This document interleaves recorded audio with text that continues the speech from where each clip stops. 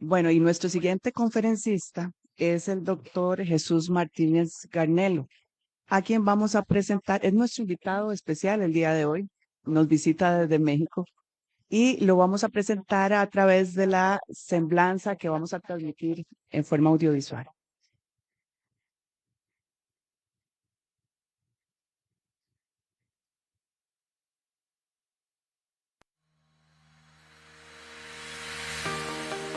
Un lugar recóndito del suriano estado de Guerrero, enclaustrado en la región de la Cañada que baña el río Balsas, fue cuna de alguien, Jesús, así llamado por sus padres Cirila y Aristeo, quien ha representado un orgullo para la familia Martínez Garnelo. Jesús Martínez Garnelo, doctor en Derecho por la Universidad Nacional Autónoma de México, con mención honorífica y promedio de 10. Magistrado decano, catedrático e investigador. Cuenta con 2 licenciaturas, Derecho y Psicología Educativa. 2 especialidades, Derecho Penal y Derecho Privado. Doctorado en Derecho. Doctorado Académico Internacional. Doctorado en Filosofía. Conferencista nacional en los 32 estados de la República, conferencista en diversos países de Latinoamérica y Europa. 13 doctorados honoris causa, el último entregado por Universitas Associatae, el cual entrega presea denominada Héroes de la Patria y galardón con el título, Doctoratus Honorem, galardón pro justitia, por su alto espíritu patriótico, su dedicación para construir un mejor país, fortaleciendo la cultura y los valores de la patria mexicana. Ha realizado 4 iniciativas de reforma a la Constitución Política de los Estados Unidos Mexicanos. Es autor de más de 39 obras jurídicas, 6 de ellas dedicadas al proceso penal acusatorio. Con más de 2.964 reconocimientos entre certificados, diplomas y constancias, en los que destacan los siguientes. Premio Nacional Tlatoani 2013, al mejor secretario general de gobierno del país. Galardón Forjadores de México. Premio Nacional de Literatura. Premio Nacional México en tus manos. Presea Iberoamericana de Jurisprudencia, Dr. Jesús Martínez Garnelo, del Claustro Doctoral Iberoamericano. Reconocimiento Caballero de Honor de Ecuador, Embajada de la República Árabe. Mención honorífica de la Cámara Internacional de Conferencistas. Galardón Internacional Ambassador Speaker 2021. Reconocimiento World Leaders Award de Global Creación Sin Límites. Galardón Fama Semper Vivat. Premio Iberoamericano de Derecho 2021. Caballero de la Orden del Camino de Santiago, título honorífico Santiago de Compostela, España. Legionario miembro de número, Legión de Honor Nacional de México. Presea Internacional, México, marzo de 2023, en homenaje a su trayectoria y otorgada por primera vez, por parte de la respetada Academia Mexicana de Derecho Juan Velázquez AC, en México. Presea, Padres de la Patria, Medalla Juárez al Mérito Constitucional, otorgada por unanimidad de la Asamblea del Claustro Académico Universitario. Grado de Doctor de Doctores, Vida y Obra como Reformador Social, por el Claustro Doctoral Nobel de las Bellas Artes en agosto de 2024. Más de 40 actividades académicas virtuales durante la pandemia 2020 a 2021, con diversas instituciones y universidades. Se insaculó en su nombre la Sala de Audiencias Jesús Martínez Garnelo, del Instituto Policial de Puebla, Instituto Mexicano de Investigación y Desarrollo en Ciencias Policiales. La organización RAAC le hace entrega de galardón avalado por 7 academias nacionales e internacionales, denominado Mexicanos de Éxito, Magistrado, Catedrático e Investigador del Año. Con la leyenda, quien con su carrera y trayectoria inspira a las nuevas generaciones a construir un México de igualdad.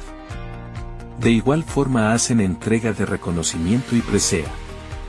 Porque con su trabajo y trayectoria inspira a las nuevas generaciones. Premio Universal para el Desarrollo Educativo, denominado Medalla Sócrates, entregado por la Real Academia Mundial para la Preservación de las Culturas y las Lenguas Madre. Reconocimiento por su participación en el Webinar Internacional de Derecho Procesal Constitucional, organizado por la Universidad Unión Bolivariana, de Tarija, Bolivia el 13 de junio de 2025.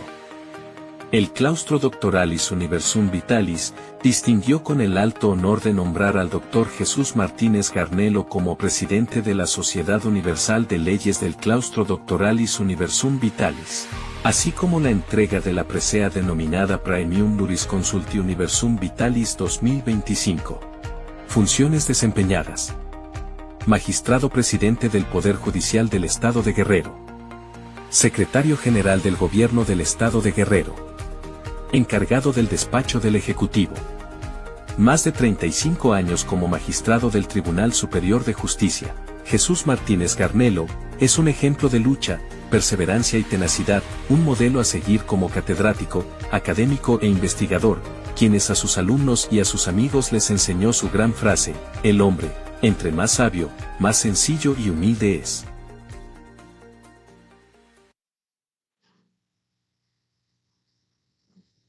Y le damos entonces la palabra al doctor Martínez Garnelo para que nos presente su conferencia. Muy buenas tardes. Siempre para un mexicano es un privilegio estar en otro país, en otro hermano país, y de manera muy particular recibir el acogimiento afectivo, emotivo y académico de una gran corte. Muchas gracias, apreciado doctor Pablo González. De entrada porque hice una microsíntesis de todo lo que usted narró y prácticamente marcó la pauta para que yo reduzca mi conferencia, mi charla. La verdad, qué don de síntesis del doctor. Y luego recordar a mi querido maestro. El maestro Sergio García Ramírez fue mi maestro en la UNAM, fue mi director de tesis doctoral y sobre todo cuando él llegó aquí a este imponente, trascendental, histórico, esta corte, siempre tuvimos un seguimiento muy especial, incluso lo visité en algunas ocasiones, porque fue parte de una afectación a mis derechos como magistrado y todavía sigue vigente la reparación de daño moral que me afectó. Pero bueno, eso es parte histórica y ahora que lo mencionó el doctor Pablo, pues, agolparon en mi corazón y en mis sentimientos una serie de recuerdos tan especiales de mi querido maestro. ¿Qué puedo comentar al respecto de esta invitación tan especial? Primero, hace un mes, circunstancialmente me hablan de la Universidad de Bolivia, dimos una charla virtual sobre los controles constitucionales manejando parte comparativa. Cada año tengo que ir por cumplir con algunas obligaciones académicas a la Complutense de Madrid, a Cantabria y termino en Santiago de Compostela, por lo que ustedes acaban de ver. Que por cierto pido una disculpa, no me imaginé que presentara la semblanza. Sé que el próximo año voy a quedar sin trabajo. Y no es para pedir trabajo la semblanza. Pero bueno, por lo menos conocen alguna idea. Y comentaba con la doctora Chinchilla hace unos momentos que tuve el privilegio de conversar, de que ahora que estuve en Cantabria me decían, a ti te va a pasar lo que decimos aquí en España. El próximo año te van a dar una patada, puntos suspensivos. Y dije, no, no, no, no, tengo que dedicarme a la vida académica, tengo que dedicarme a hacer algo que a mí me gusta, que en este caso es escribir. Y bueno, este apoteótico auditorio en el que no había estado nunca, me trae también como parte fundamental y recuerdos especiales al auditorio, donde hace 36 años rendí como protesta de magistrado. Y les iré platicando brevemente, sin tener la dicción tan dinámica que tiene el doctor Pablo, pero bueno, trataré de abordar la parte también del tema, porque yo lo sustraje o voy a sintetizar mi planteamiento en 4 rubros muy elementales. Pero bueno, primero, gratitud y cariño a esta corte, de manera muy especial a mi querido amigo, el doctor Rafael Rodríguez Salazar. Hace unos 8 o 10 años nos conocimos en un congreso internacional en Veracruz sobre temas de defensoría pública y se entabló la relación afectiva y emotiva, no solamente académica, sino de un gran jurista en este país. Gracias, doctor, por la invitación. El día lunes llegué de Madrid, hoy estoy con ustedes cansadón, pero muy motivado sobre estos temas y de manera muy particular pidiendo la anuencia del doctor Pablo de hacer algunas reflexiones y apartándome un tanto cuanto de la sistémica de este control que realmente ha representado la herramienta, la parte comparativa a nivel latinoamericano y de manera muy particular en mi país, porque evidentemente todo lo que pueda decir a favor o en contra, el 1 de septiembre para los mexicanos cambia el sistema de justicia, no solamente como parte de la estructura que manejaba la división de poderes del Estado, sino el cambio de un poder judicial que evidentemente desde las constituciones de 1817, la del 24 y la del 17, concluye, creo yo, el bagaje histórico de un original pueblo mexica transformado en un cambio radicalmente subjetivo de corte constitucional. Yo espero que mis planteamientos no vayan a transgreder ni mucho menos herir susceptibilidades desde el punto de vista del derecho comparado, pero bueno, soy un mexicano que hice carrera judicial, veo jóvenes, yo creo que muchos de ustedes entraron a un despacho o a un juzgado. Empecé como secretario de acuerdos, secretario de estudio y cuenta, juzgado, sala, hasta llegar a la corte y después me hicieron magistrado, me nombraron magistrado. Y al final, evidentemente, comentaré lo que también viví en mayo, porque mi aspiración como ser humano y como profesionista era llegar a ser ministro de la Corte. Entonces, mi gratitud para usted, doctor Pablo, para vos, mi querido Rafael, y para ustedes por la comprensión y el cariño que le obsequian a un visitante y que posiblemente todo lo que podamos o lo que yo pueda expresar, ustedes ya lo conocen y lo manejan literalmente desde el enfoque del derecho comparado. Trataré de ser muy concreto al respecto. Mi constitución, tal y como se plantea, tiene 3 estamentos formales. Para nosotros en México, José María Morelos y Pavón crea los precedentes trascendentales de los primigenios derechos humanos, lo que él llamó los sentimientos de la nación. Y eso dio pauta en Latinoamérica para ir formando instituciones y cortes de la que en lo particular como mexicano me siento orgulloso hasta el 1 de septiembre. Después del 1 de septiembre, tengo que luchar. Primero, porque evidentemente tengo energía y creo que las neuronas me funcionan, para seguir luchando y debatiendo, combatiendo esta aberrante reforma constitucional que de democrática no tuvo absolutamente nada. Y dentro de los controles constitucionales que manejamos en México es precisamente este recurso en materia electoral. Tengo entendido que abogados recurrieron ante esta corte, no es el procedimiento. Me alejé un tanto cuanto por mi deseo de ser partícipe y llegar a ser ministro de la Suprema Corte, la gran corte en mi país. Brevemente, en mi país se maneja justicia local y federal. La justicia local inicia con jueces de cuantía menor, jueces menores, jueces de paz, jueces de primera instancia y magistrados. Justicia federal, jueces de distrito, jueces de circuito, magistrados de circuito, unitarios y colegiados y ministros de la Corte. Estos dos fueros, estas dos competencias como tal, llegan a un vínculo muy ordinario, que es la interpretación evidentemente de la ley, independientemente de los fueros o de los ámbitos. Y aquí empieza el gran problema de la aplicación de la justicia. ¿Qué ocurre?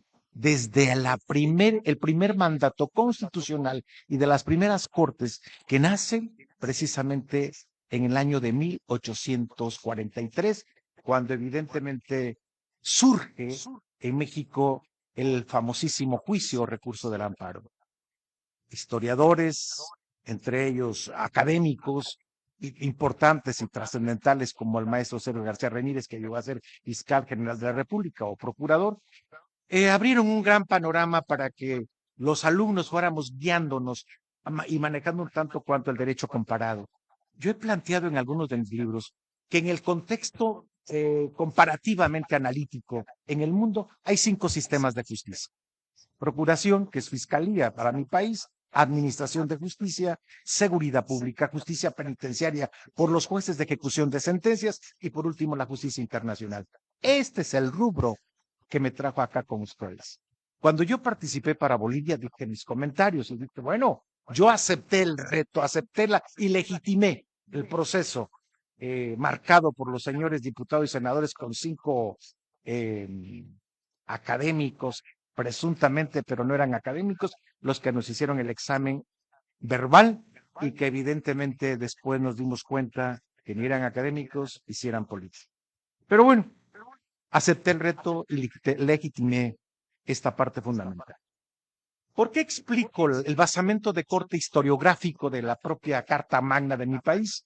Porque hoy día tenemos la gran conflictividad, independientemente del sistema o proceso acusatorio, tenemos el contexto del manejo de concurrencias de leyes, aparte del principio de supremacía de la ley, el principio de concurrencia de leyes, porque en mi país los 32 estados de la República, más la Ciudad de México, que se convierte ya no es Distrito Federal, es la Ciudad de México como un estado más, se convierte en estado y en consecuencia en cada estado se manejan mínimamente, atención, porque mis maestros en Italia cuando estaba estudiando el postdoctorado me decía, qué brillantes son los mexicanos, cuántas leyes y reglamentos estudian y manejan. Son aproximadamente en cada estado entre 32 leyes ordinarias y aproximadamente 72 reglamentos.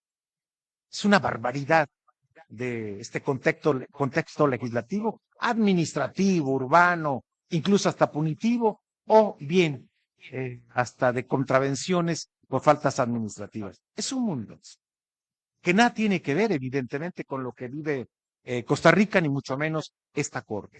Pero empieza la gran problemática cuando hago algunas reflexiones para la Universidad de Bolivia, en el sentido de qué hacer para que la eficacia, este control difuso, funcional, interpretativo, de obligación y de coadyuvancia, no sea solamente imperativo, sino que la jurisprudencia cree doctrina y un procesamiento de corte constitucional obligatorio.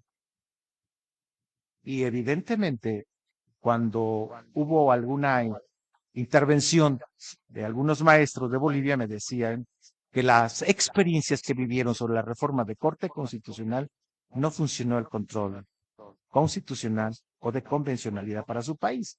2007 y 2011, que trajo evidentemente el derrocamiento también de su institución judicial. Yo no sé si en Nicaragua, en Cuba, que por cierto ya no nos invitan a los mexicanos a ir a dar conferencia, de los que los consideramos independientes de todo este planteamiento de reforma, porque no compartimos ni el método ni la parte sistemática. Ahora que estuve en Cantabria, hago algunas reflexiones hablando de este control de convencionalidad. Efectivamente, sus controles en Europa son totalmente distintos. El marcaje normativo, por ejemplo, que se maneja en Barcelona bajo un esquema regionalizado, no se comparte en Madrid.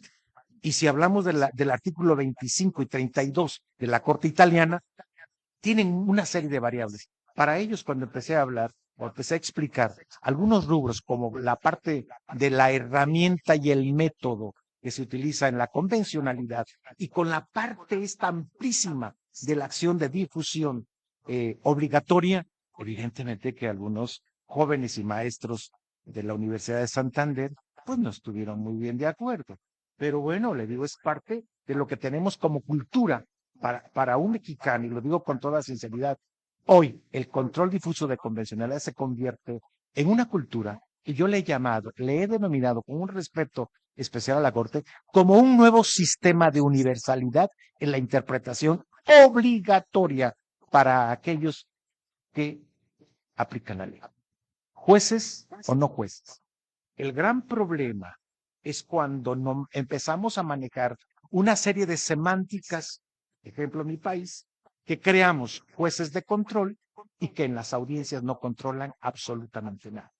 O bien manejan los controles de legalidad de acuerdo a la interpretación de su nivel académico distinta y diferente a un policía en una diligencia, a un ministerio público o a un juez, lo voy a decir textualmente, cuya experiencia después de 36 años, pues ya no leyó nada y está aceptando literalmente lo que las partes están manejando. Uno de las grandes preocupaciones importantes que yo he captado en menos de un mes y medio es la carencia de actualización sobre estos nuevos controles de corte constitucional. Y obviamente el control difuso no es solamente novedoso, tiene unas variables verdaderamente trascendentales por las cuales yo incluso lo ubico como el nuevo sistema de universalidad convencional. Tiene que ser obligatorio.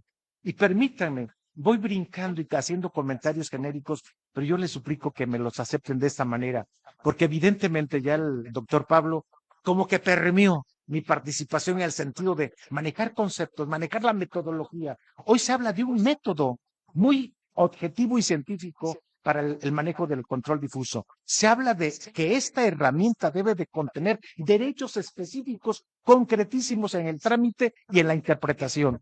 Alfred Dors, uno de los creadores, evidentemente, de un control constitucional francés, decía que lo más importante en el manejo de un procesamiento no es la interpretación, sino más bien es la aplicación lógica y ordenada como herramienta de los controles constitucionales en el mundo. Pregunto si esto puede tener aplicabilidad en Nicaragua, en Cuba, en Bolivia.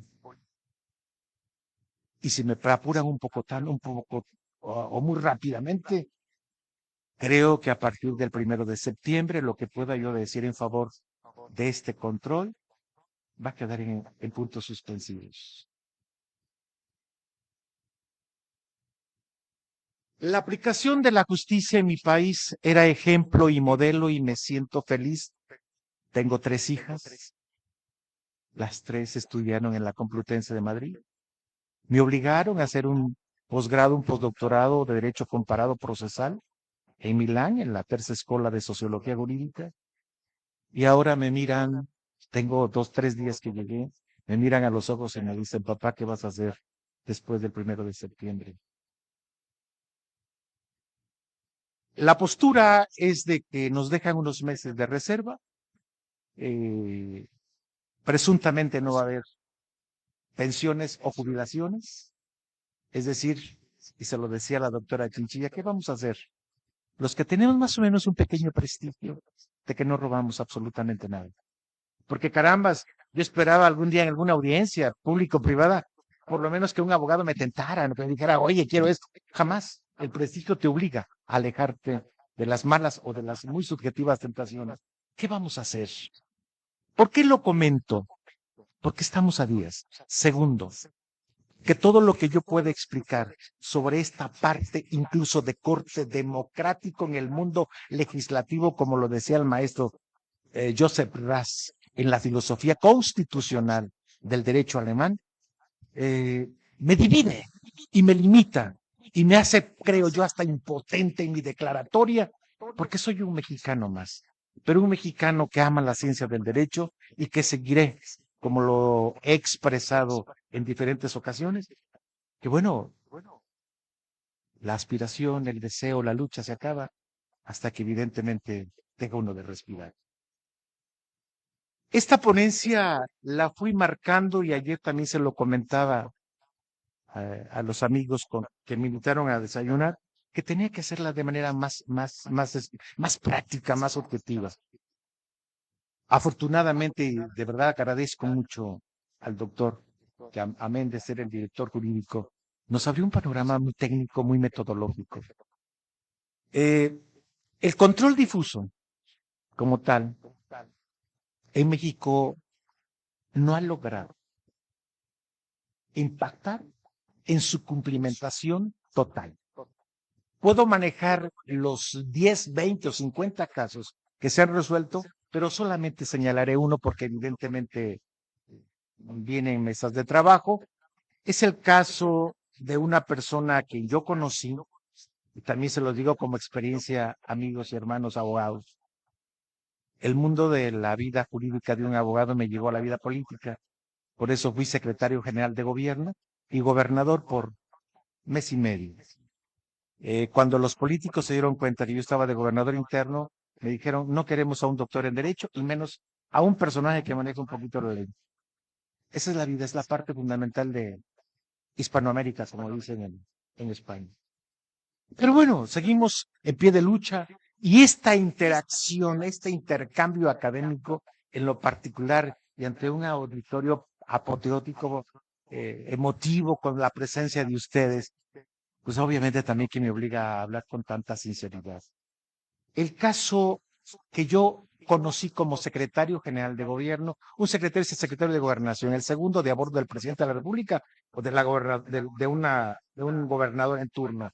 Es el caso de una mujer que aquí se resolvió en el 2010, Valentina Rosselli, una mujer indígena de cultura mepá, no habla castellano, fue violentada en sus derechos, pero violada por un grupo de militares.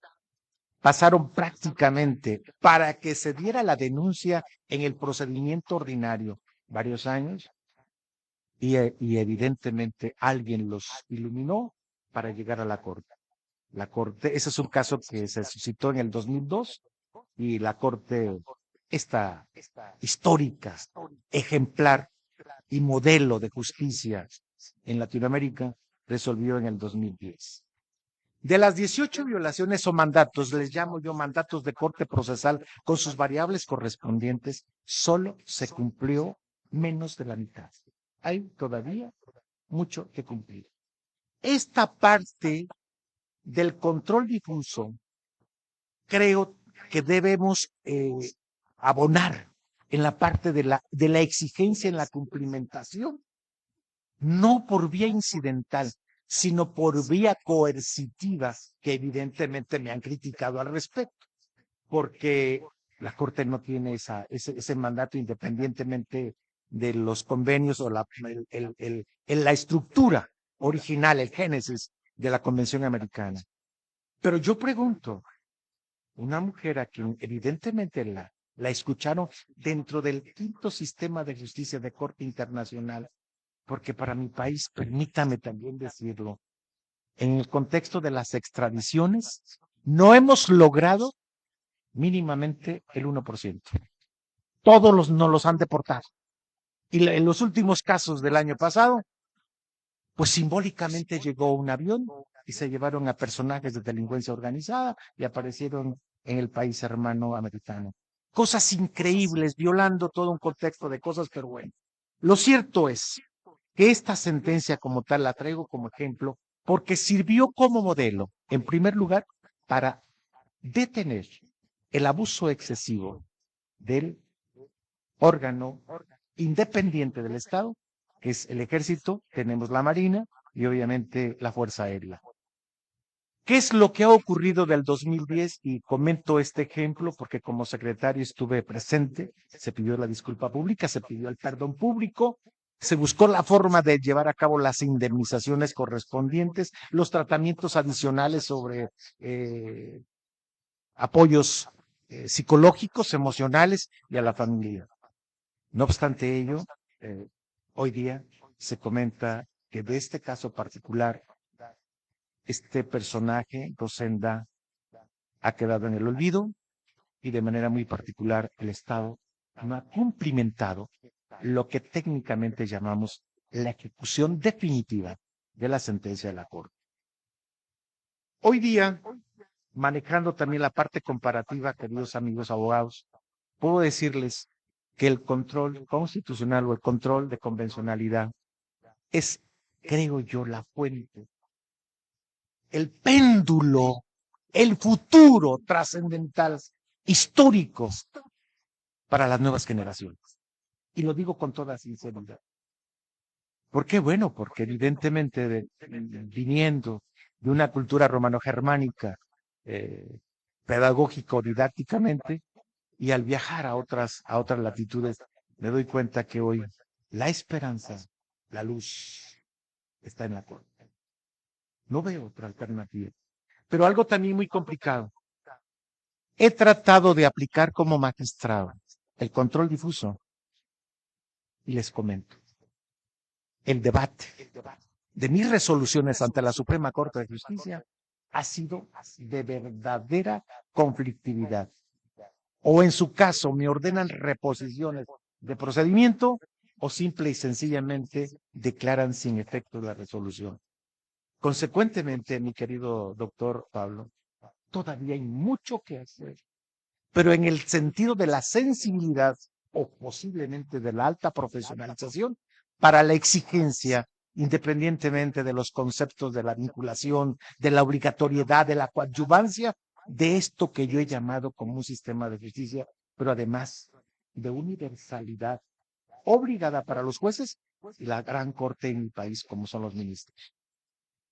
Yo les he insistido y vuelvo a reiterarles, en mayo tuve que pasar 7 etapas para llegar a la 7ª como ministro.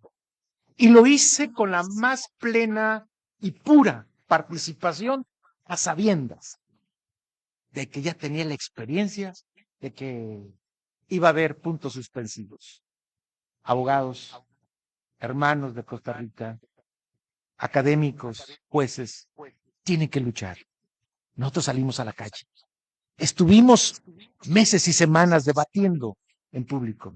Pedíamos audiencias con los señores senadores. Sí, hicieron una serie de mesas de trabajo en los 33 estados de la República, pero ya llevaban su microsíntesis para el proceso electoral. De las 7 etapas, la última del examen oral, de los 5 personajes que me entrevistaron, lo digo con toda verdad, 2 se atrevieron a felicitarme. Yo les dije que no lo merecía, que yo me esperaba el resultado. Pero llegó la última etapa, la etapa de la tómbola. Si no lo saben ustedes, la parte evidentemente de los gitanos en la daga, en el cuchillo, puesto, presto, en un círculo, marcaba el inicio de la suerte. Y la tómbola entra en el contexto de la suerte para ver quién vive, quién muere o quién es elegido, época imperial. Bueno, pues uno de mis grandes amigos me dijo, por favor, ¿cómo me acordé ahora que estuve en la sala contigo? Espérate ahí, te van a enseñar tu esferita, tu bolita, tu número y tus iniciales. Yo me esperé, dije, carajo, a eso vine, estoy luchando por ello. Resulta que la tómbola se dio en menos de 25 minutos y son muchos minutos. Hombre, fue menos. Pero cuando yo exigí, como recuerdo, mi bolita, no apareció. También por arte de magia y por sorteo, yo creo que quedó eliminada. Esta experiencia me obliga a decirles que tenemos que seguir adelante, tenemos que fortalecer y de manera muy particular la parte doctrinal, jurisprudencial y semántica de este control difuso, funcional, ejemplar sobre derechos humanos o los derechos, como hace unos años en México hablábamos de los derechos pro homine, y hoy día, escuchando en Cantabria, los derechos fundamentales de la 5ª generación por lo de los elementos estructurales de inteligencia artificial, es básica y elemental. Amigos, lo único que puedo expresar en esta tarde y que me puedo llevar en mi corazón es lo bondadoso de los minutos que ustedes me han concedido, la presencia del doctor Pablo, la invitación de Rafael y evidentemente la bonomía de haberme escuchado. Pero como recuerdo, y con eso evidentemente concluiría, y conste, no estoy resentido, soy un mexicano que ama la ciencia del derecho y que seguiré luchando con lo que Dios me permita porque soy fiel creyente. Pero cómo resuena en mi pensamiento aquella frase, aquellos latinazgos que con mucho ahínco mi padre me decía, del prio tempore poter jure, o del justitia ex constant perpetuo voluntas, yo soy cuique tribuendi. México, los 32 estados de la República, seguiremos pregonando que hay que dar y hacer justicia a cada quien según le corresponda. Muchas gracias.